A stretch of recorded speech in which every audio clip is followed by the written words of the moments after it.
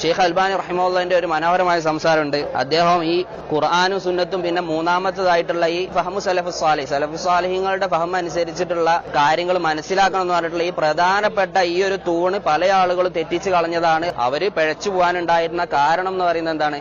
അത് ഈ സലഫു സാലിഹീങ്ങളുടെ ഫഹം അനുസരിച്ചിട്ട് അവര് കാര്യങ്ങൾ മനസ്സിലാക്കിയില്ല. ഷെയ്ഖ് അൽബാനി റഹിമഹുല്ലാഹ് പറയാണ്, സബബു ദലാലിൽ ഫിറഖി കുല്ലിഹ ഖദീമൻ വഹദീസൻ, കഴിഞ്ഞതായിക്കോട്ടെ ഇപ്പോൾ ഉള്ളതായിക്കോട്ടെ എല്ലാ പിഴച്ച ആളുകളുടെയും അവർ പിഴയ്ക്കാനുണ്ടായ കാരണം എന്ന് പറയുന്നത് ഹുവ അദമു തമസ്സുകി ബിഹാദിഹി ദിആമ സാലിസ, അതെന്താണ്? ഈ മൂന്നാമത്തെ ഈ ഒരു തൂണിനെ അവർ മുറുകെ പിടിക്കാതിരുന്നതാണ്. അതെന്താണ്? അന്നഫഹമൽ കിതാബ വസ്സുന്ന അലാ മൻഹജി സലഫുസ് സാലിഹ്, ഖുർആനും സുന്നത്തും നമ്മൾ എങ്ങനെയാണോ മനസ്സിലാക്കേണ്ടത്, സലഫു സാലിഹീങ്ങൾ എങ്ങനെയാണോ മനസ്സിലാക്കിയത് അതനുസരിച്ചിട്ടാണ് മനസ്സിലാക്കേണ്ടത് എന്ന് പറയുന്ന ഈ മൂന്നാമത്തെ വലിയ ഒരു തൂണ് അവരെന്ത് ചെയ്ത് അത് ഉപേക്ഷിച്ചു, അത് മുറുകെ പിടിച്ചില്ല. അത് കാരണം എന്താ? ഷെയ്ഖ് പറഞ്ഞത് മുമ്പുള്ളതും ഇപ്പോൾ ഉള്ളതും എല്ലാ പിഴച്ച കക്ഷികളുടെയും അവർ പിഴയ്ക്കാനുണ്ടായ കാരണം എന്താണ്?